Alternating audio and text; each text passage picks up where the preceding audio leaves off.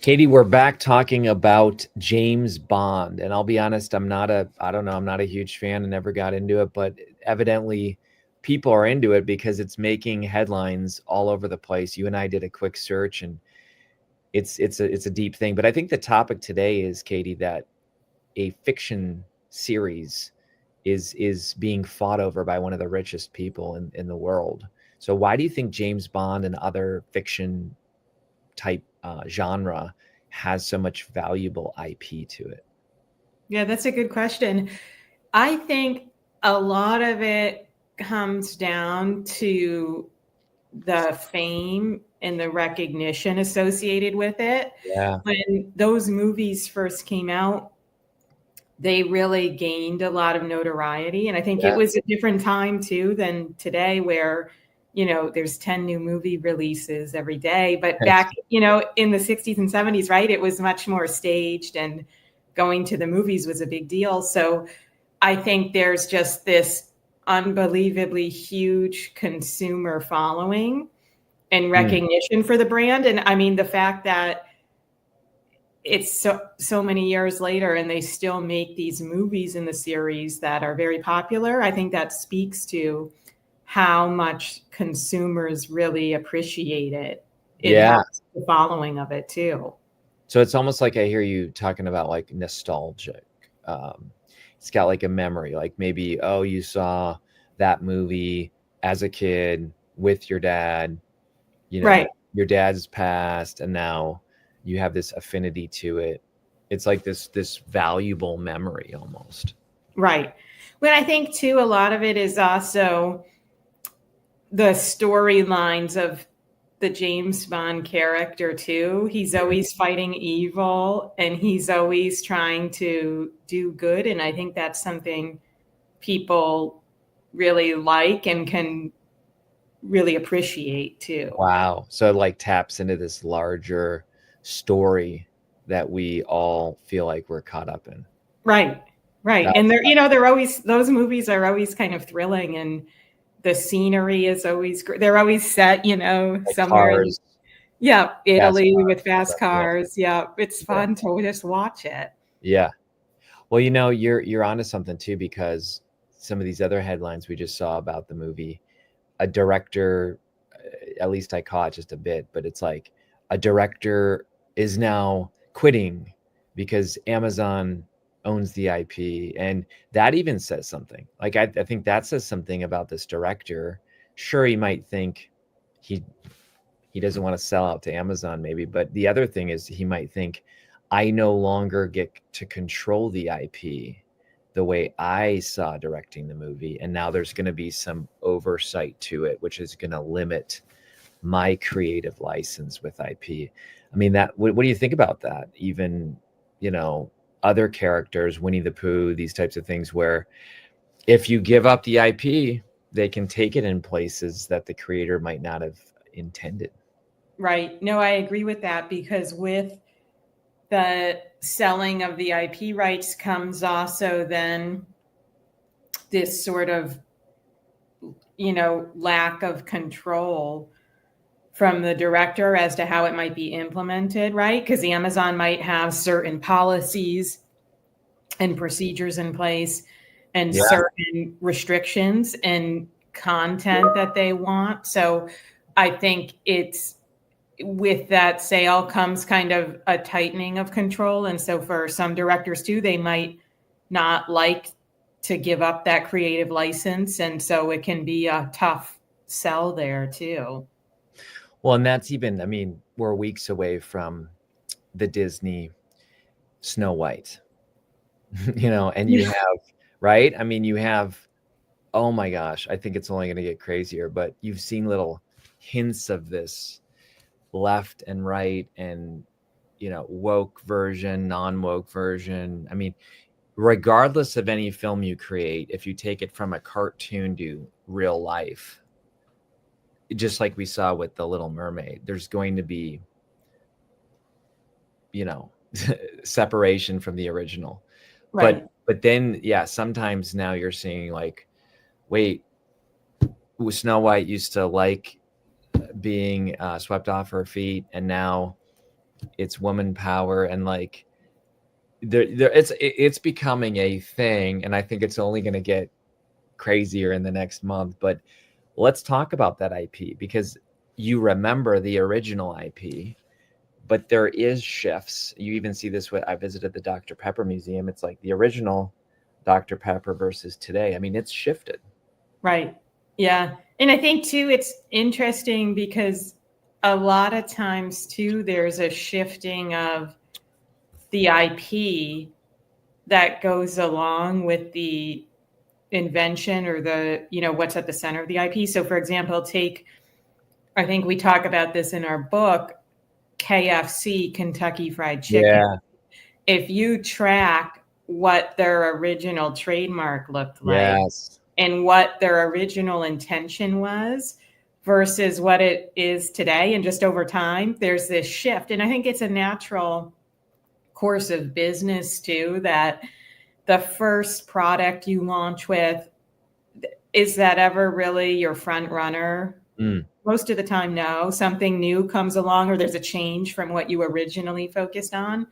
And so there's always expansion. And it's interesting to see how the IP tracks, and also too, just how the IP strategy follows too. I think we've seen this a lot, especially in the patent space, where,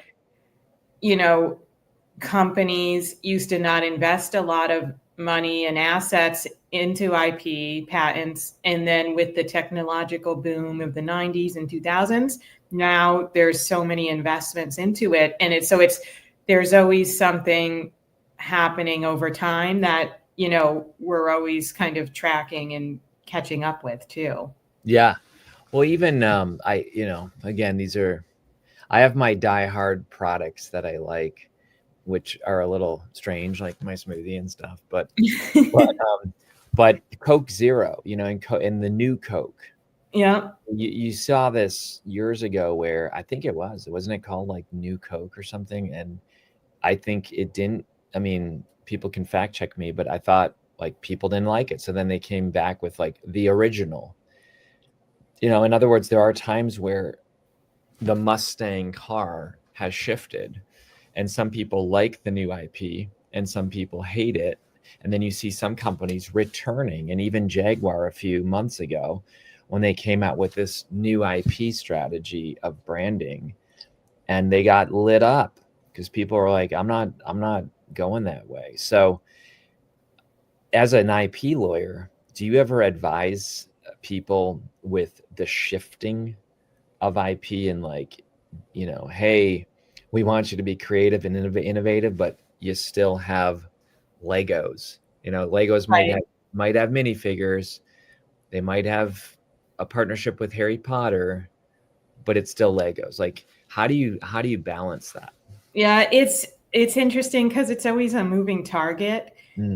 And especially if, let's say, a company is looking to do maybe a whole rebrand, right? That's going to be sort of one IP strategy versus maybe it's a relaunch of a product too, but maybe there's a change to the product. So how do we update the IP to kind of capture that change? And there's a lot of different ways you can do that. So it's always a moving target, and you want to make sure kind of your business strategy and your IP strategy are in alignment, because when those don't really mesh up well together, that's where things can go off course quickly. Wow. I could see that. Yeah. So it's like this tipping your hat to tradition, but also being innovative. And sometimes you get out too far. I'm trying to think of a brand that became innovative and it actually was good. I mean, you could almost look at every brand. Apple's getting a little bit of heat because Steve Jobs used to be very innovative and introduce these new products that were absolute winners. But lately, Apple, with the goggles, I mean, that's a big shift to get people to catch on with that new IP. So, and then I think there's kind of a mockery today of like the new iPhone. It has, it has a new button. You know, like in other words, Right. their new updates have not been that big. So, what do you think about some brands that almost need to become a little bit more innovative with their IP? Right. I think there is a real balance, because you don't want to get to a point where your product offerings are kind of stale, where it's the same stuff you've been selling for 50 years, right? Yeah. Because then your ability to really grow, it gets harder and harder to attract new people on board. But you don't want to also, the case of Apple, right, grow with these innovative technologies so quickly that then you've sort of outpaced yourself to offer new product offerings. So it's always a balancing act. And I think you have to find some middle ground there to really get to a place where you can offer new products, you're protecting the IP, and there's sort of still a lot of excitement around the brand too. That's cool. That's cool. I like that. So, but you know, let's even take one of my favorite bands, U2. I follow them for years, and I would say that they're a brand that, and then they're an IP brand, IP company that they had their beginning ones, you know. Boy was their first album, and then they kind of had these classic Joshua Tree, like With or Without You, but then they come out with this U2 pop. Mm-hmm. And I mean, it was different. This was like Mysterious Ways, and you know, all these different types of songs. And there were some people who said, I'm done with this band. You know, forget it. Like, we don't want your new stuff.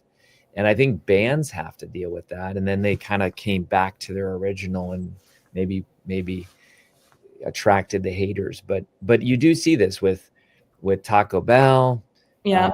You know, and my kids like certain, I forget, they like one thing from Taco Bell, and then Taco Bell discontinues it, but then they come back and it's this big marketing, the return of whatever. So it is interesting how they're using IP to get new clients, retain new clients. I think that would be like, that'd be a book too. Yeah, I think so. Well, and how they too, like these older brands, totally pivot to new product line offerings to really attract younger generations too. Interesting. And kind of try to get in the back pocket of Gen Z, right? And get them to be excited about the brand also. It's really fascinating to see it go full circle too. I think one recent one would be Nike and Tiffany's. Yep. You know, and how Tiffany's is in some Christmas carols, or not, you know, like Christmas songs from the, I remember that one always, about Santa Baby. That's it. Santa Baby has a lyric in it about Tiffany's. And I mean, that was a long time ago. And now here, all of a sudden, they're partnering with Nike. Mm-hmm. So it is a cool strategy. Well, Katie, I know we just wanted to hit this topic today of leading with James Bond, but talking about the legacy of IP and the shifting. And I think the point I would encourage listeners to evaluate today is like, what is your classic IP that you shouldn't change? And how are you bringing in new and innovative IP offerings and attracting new? So, Katie, I think we might need a part 2 on this someday. I think so too. There's a lot to unpack here. All right, folks. Well, listen, if you haven't gotten the book, literally my LinkedIn last night, somebody said, I'll read you this quick message. It says, this is true. It's a Douglas. I'm not going to say his last name. Thanks for connecting. I received your You Are an IP Company at my Strategic Coach workshop last month. What an amazing book. I can't wait to start using Instant IP to protect our ideas and our business. That's awesome. There you go. All right, folks. Have a great day. We'll see you.